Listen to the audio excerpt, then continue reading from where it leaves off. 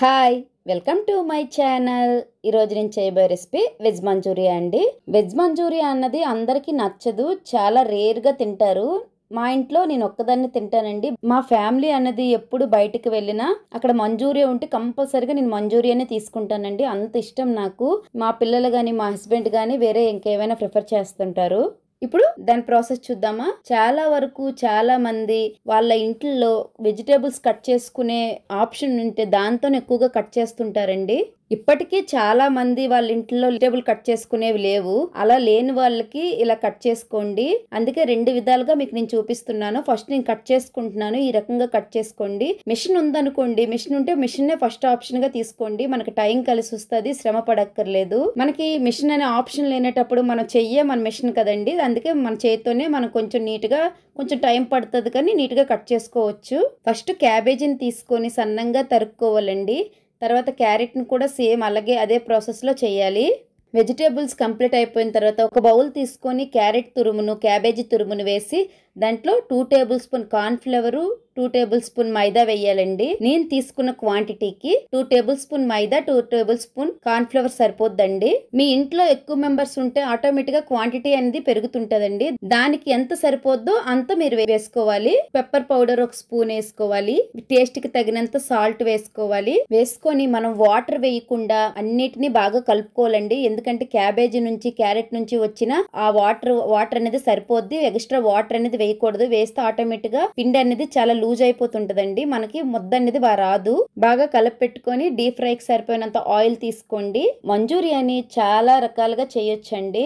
Normal గా అందరూ చేసుకునే విధంగా చేయొచ్చండి. స్ట్రీట్ స్టైల్లో చేయొచ్చు, రెస్టారెంట్ స్టైల్లో చేయొచ్చు.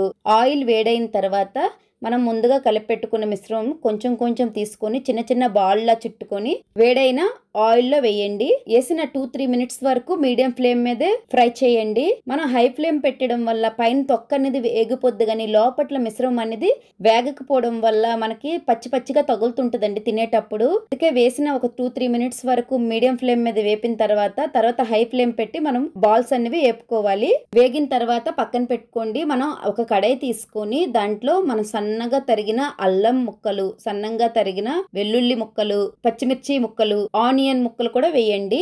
అవన్నీ కొంచెం బాగా వేగిన తర్వాత మన ఇంట్లో టమాటా కెచప్ ఉంటే tomato ketchup, soya sauce, vinegar, chilli sauce ఉంటే చిల్లీ సాస్ కూడా కొంచెం వేసుకోండి. ఇవన్నీ వేసిన తర్వాత హై ఫ్లేమ్ మీద దాన్ని బాగా ఫ్రై చేయండి.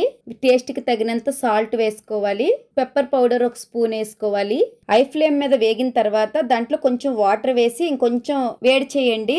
అవి కొంచెం బబుల్స్ గా వస్తుంటాయండి. మనం ముందుగా ఫ్రై పెట్టుకున్న బాల్స్ ని అందులో వేసి హై ఫ్లేమ్ మీదే మనం ఆ బాల్స్ కి ఈ గ్రేవీ అంతా పట్టేటట్టు మనం కలుపుకోవాలి.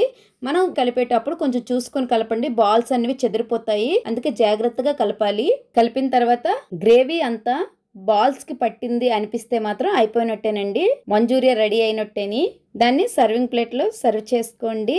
ఏదైనా మనం బయట కొని తినడం వేరు, మన చేతులతో మనం వండి ఫ్యామిలీకి పెట్టడం వేరు కదండి.